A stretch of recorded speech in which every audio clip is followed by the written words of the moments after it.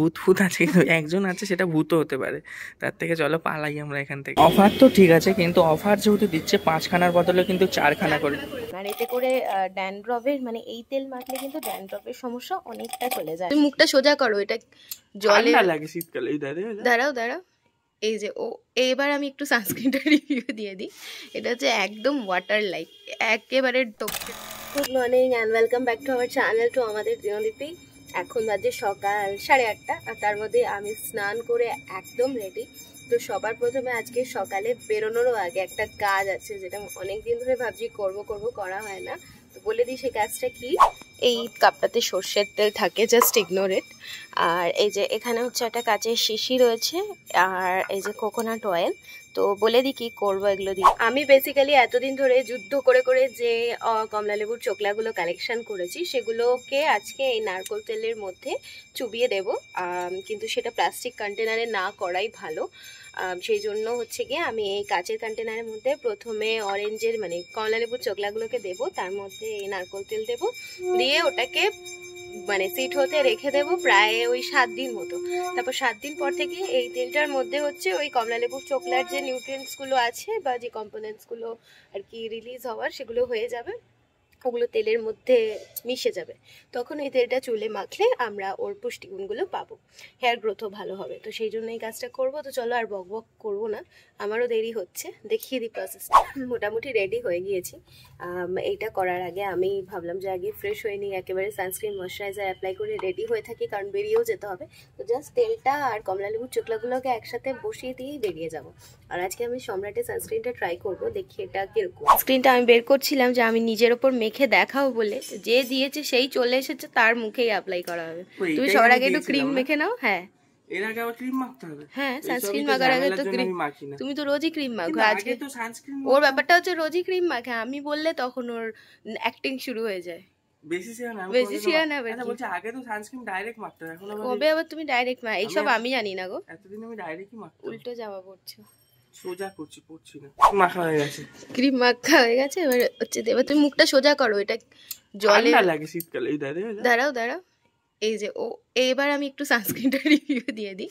এটা হচ্ছে একদম ওয়াটার লাইক, একেবারে টপকে টপকে পড়ছে। আমি যে আগেরটা মাখতাম ওটা এরকম ছিল না, এটা একদম ওয়াটার লাইক আর কি সানস্ক্রিন। তো যাদের অয়েলি স্কিন তারা এটা নিশ্চিন্তে ইউজ করতে পারে। মানে কি বলতো, জল মেশানো হতে না, না তুমি এটা মিশিয়ে নাও মুখে, যত গাঢ় হবে তত তো ভালো হয় জিনিসটা। না ওরকম ব্যাপার নেই, স্কিনের টেক্সচার অনুযায়ী আলাদা আলাদা লোকের আলাদা আলাদা ক্রিম। তো স্কিন যাদের অয়েলি তাদের জন্য বেটার, আর যাদের স্কিন ড্রাই তারা যদি মাখতে চাও তাহলে একটা থিক ময়শ্চারাইজার অ্যাপ্লাই করে তারপর ট্রাই করা যেতে পারে। আচ্ছা তুমি তাহলে এদিকে রেডি হও, আমি একটু ছাদে যাচ্ছি, তুমি নিচে যাও, আমি একেবারে ডাইরেক্ট নিচে চলে যাবো। ছাদের গেট বন্ধ করে দিই। ছাদের গেট আমি খুলে চলে যাচ্ছি। যে আমার যে অরেঞ্জ পিলগুলো এর মধ্যে রাখা থাকে, সেগুলোকে আমি ছোট ছোট করে টুকরো করে এই কৌটোটার মধ্যে দিয়েছি। অল্পই নিয়েছি প্রথমে, কারণ প্রথমে অল্প কিছুটা ব্যবহার করে দেখি জিনিসটা কেমন হয়, তারপর সেরকম হলে না হয় আর একটু বেশি করে বানানো যাবে। তো এবার এর মধ্যে আমি এই নারকোল তেলটা গলতেই চাইছে না, নারকোল তেল ঢেলে দেবো। আমি জানি না যে কমলালেবুর খোসা দিয়ে তৈরি যে তেলটা সেটা রোদে রাখা যায় কিনা। যদি না রাখা যায় তাহলে আমাকে ওটা ঠান্ডা জায়গায় রাখতে হবে, ঠিক যেমন অ্যালোভেরা হেয়ার অয়েল বানানোর সময় এটাকে কোনো ফাঁকা ঠান্ডা জায়গায় রাখতে হয়, রোদ্রে রাখতে নেই, তাহলে গুণগুলো নষ্ট হয়ে যায়। তো আমাকে আগে এইটা রিসার্চ করে দেখতে হবে যে যায় কিনা, তবেই আমি রোদ্রে রাখবো, আদারওয়াইজ রাখবো না। আর এতে করে ড্যান্ড্রফের মানে এই তেল মাখলে কিন্তু ড্যান্ড্রফের সমস্যা অনেকটা চলে যায়। এই যে আমি বেশ অনেকটা তেল এর মধ্যে ঢেলেছি, সেই তুলনায় অরেঞ্জ পিল একটু কম আছে, কারণ প্রথমবার তো আমি চাই না যে তেলটা কোনো কারণে নষ্ট হয়ে যাক। তো অল্প কিছুটা আগে মেখে দেখি, কাজ ভালো হলে আবার দেবো। আমি ফুল রেডি হয়ে গেছি, এবারে চলে এসেছি খেতে। টিফিন খাবো আর খাবার নিয়ে যাবো, কি কি হয়েছে আমিও দেখবো, আপনাদেরকেও দেখাবো। আজকে পুরো ডিমের ওপর দিয়ে চালিয়েছে আমার মা, যা বুঝতে পারছি। কালকের বাসি রুটি আর দুজনের দুটো ডিম, এটা হচ্ছে আমাদের এখন এক টিফিন। আর এখানে আছে কি জানি, এটা মনে হচ্ছে ডিমের অমলেট, না না না মাছের কাঁটা, ভেটকি মাছের কাঁটা। এখানে আছে উচ্ছে ভাজা, আর কি রান্না করেছে বলুন তো, ভাত। কি রান্না করেছে জানি না, কিচ্ছু নেই, ও ডিমই করেছে আজকে। এই বেলাও ডিম, ও বেলাও ডিম। এখানে আছে ইলিশ মাছ। টাইম খুব কম, এবারে দুজন মিলে এখন খেতে বসবো। কই গেলে আবার পাউরুটি কার এখানে? আমার মা কি গান শুনছে গো, তেরি আঁখো কা ইয়ে কাজল। এই যে আমার মা চলে এসছে এখন আমার খাবার বাড়তে। আর কি কি খাবার বাড়লে বলো তো? মাছের কাঁটা ডিম না, ঠিক না যায়। ডিম দিইনি, তাহলে আমার ডিম দাও নি? ইলিশ মাছ। ও আমারটা ইলিশ মাছ। তাহলে ডিমের ঝোল দেখলাম ওটা তোমাদের। ঠিক আছে আমরা আসছি। হ্যাঁ তোমার ছেলে বৌমা আমরা একসাথে বেরিয়ে যাচ্ছি। আমি আজকে তোমার সাথে আছি। বাবা আজকে কি ব্যাপার, তুমি কলা আমাকে খাওয়াবে? আমার হেভি ঝাল লেগেছে। তুমি খাও। বেরোনোর আগে আমি আমার নেশার জিনিস একটু খেয়ে নিই, সেটা হলে পাঁপড়। লোকে বিড়ি খায়, পান খায়, সিগারেট খায়, আমি খাই পাঁপড়। তাহলে ফুল রেডি, বেরিয়ে গেলাম। আবার আপনাদের সাথে দেখা হবে আবার সন্ধ্যেবেলায়, যদি তাড়াতাড়ি ফ্রি না হলে আবার আগামীকাল দেখা হবে। কোন দিকে সূর্য উঠেছে, আমি শুধু একা এরকম পেছনের সিটে হাওয়া খেতে খেতে যাচ্ছি। Good evening. ওনাকে নিতে এসেছি, তবে নিতে এসে দেখছি ওয়াও মোমোতে একটা সুন্দর অফার আছে। ওই যে এই নিয়ে এখন হচ্ছে আমি পড়াতে গিয়েছিলাম, আমাকে নিয়ে এসেছে এই অফারটা খাবে বলে। অফারটা দেখতে পাচ্ছি 2 না, প্লেট লোকে এট দেখা। 99। 99 এবার টাকায় 2 এই প্লেট দামে স্টিম যদি বলি মোমো। ওকে বাইরে থেকে 2 প্লেট কিনি, ও কিনবে না। ওর বক্তব্য হচ্ছে এই দামে পাচ্ছি যখন আমি ওয়াও মোমো থেকেই খাবো। আবার বক্তব্য এখানে বসেই খাবো। সব ন্যাপকিন গুলো উড়ে অফার তো ঠিক আছে, কিন্তু অফার যেহেতু দিচ্ছে 5 খানার বদলে কিন্তু 4 খানা করে।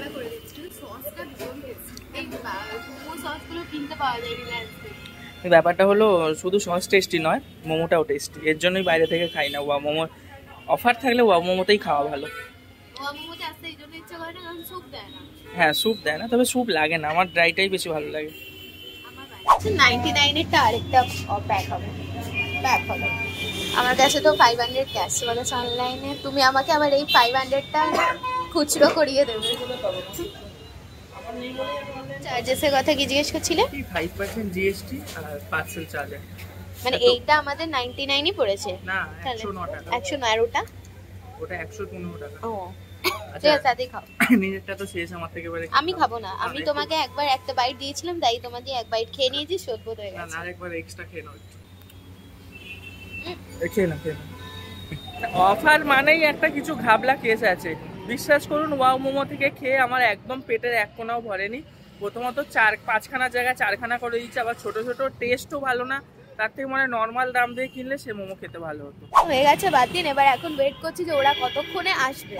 কোথায় আসবে, কে আসবে, কেউ তো কিছু জানে না। আমরা ওয়েট করছি হচ্ছে মা আর ভাই আসছে, এখানে রিলায়েন্সে মাসের বাজার করব। ও আর আমি ফ্রি হয়ে গেছি তাড়াতাড়ি, তাই আমরা আগে ভাগে চলে এসেছি। ওদের জন্য ওয়েট করছি, ওরা আসলে ভেতরে ঢুকে যাবো। ওরা আসুক, তুমি আর আমি ততক্ষণ চলো সেকেন্ড ফ্লোরটা। আবার আমাকে রিলায়েন্সে কোথায় নিয়ে যাচ্ছে? আরে এটা অনেক দিন ধরে আমি ভাবছি ট্রেনসে যাবো করে। এই সেকেন্ড ফ্লোর চলে এসেছে। Second floor let's go. বাবা এটা ভুতুরের মতন ফাঁকা, পুরোই ফাঁকা। এখানে আমি জাস্ট এই ট্রেনসে আসবো বলেই আসলাম। বাবা এটা পুরো ফাঁকা। ওই জন্যই তো আসলাম। এটা ম্যানুয়াল গেট না, খোলো। ফুল আসো। রিলায়েন্স ট্রেন্ড কিরকম যে ফাঁকা, মানে এখনো ওপেনিং পর্যন্ত হয়নি। জামা পছন্দ হয়েছে কিন্তু বিলিং কাউন্টারই তো লোক নেই, কিনবো কি? ভূত আছে, কিন্তু একজন আছে, সেটা ভূতও হতে পারে। তার থেকে চলো পালাই আমরা এখান থেকে। একটু এখানটায় আমি ঘুরবো এখন, যে কি কি আছে এই ট্রেনসটাতে। মানে জামা প্যান্ট ছাড়া আর কি কি আছে সেগুলোই দেখবো। কিছু নেই তো আমি দেখতেও পাচ্ছি। কতগুলো অর্গানাইজার রয়েছে, এই অর্গানাইজারগুলোর মধ্যে আর কিছুদিন পর জামা কাপড় থাকবে। আর এটা এখানে তৈরি হয়ে যাওয়ার পর ফুললি কি যে ডিমান্ডিং হতে চলেছে তোমার আইডিয়ার বাইরে। ট্রেন্ডসের ডিমান্ড এখানে মারাত্মক হবে। এখানে কিছু বাচ্চাদের জামা কাপড় রয়েছে, তোমাকে আর কিছু বছর পর এই সেকশনেই আসতে হবে। এবার কিন্তু এই জামাটা কিনতে হবে না এই জামাটা, সেটা আমি এখনো জানি না। আমরা কেউই কোনো একটা কিনতে হবে, কপাল ভালো থাকলে দুটোই কিনতে হতে পারে, টুইন্স। এখানে দেখো কাজ বাজ চলছে, ওদিকটা একটু চলো যাই। রেডি হয়নি দেখুন এখনো, মানে এই মডেলগুলো এই যে এগুলো কি বলে, মডেল নাকি কিচ্ছু। আচ্ছা চলো আমরা নিচে যাই, হয়তো মা ভাই চলে এসেছে। চলো। তোমার ফোন কোথায়? আমার কাছে। নাও লিফট ডাকো। আর ওপেনিং কবে হবে জিজ্ঞাসা করা, কি জানতে পারলাম ক্লোজ হচ্ছে, তাও আবার ওদের সেল কম আছে। আসবে, ওরা আসবে, দাঁড়াও। কেন কেন ক্লোজ হচ্ছে শুনলে? সেলিং নেই এতটা, তাই জন্য ক্লোজ। কি অবস্থা? আর তুমি আবার বলছিলে যে ভালো করে তো আসছে না, তুমি আমাকে একটা এখান থেকে চা খাওয়াও। চলো চায়ের নেশা, চা তো খেতেই হবে। এটা চা কিনে দাও না। এটা মিল্ক টি তো?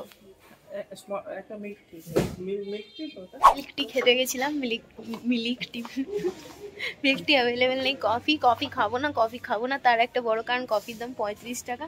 2 টাকা প্যাকেট কিনে বাড়ি গিয়ে বানিয়ে খাবো। মা চলে এসেছে, এবারে সোয়েটার নিয়ে এসেছে।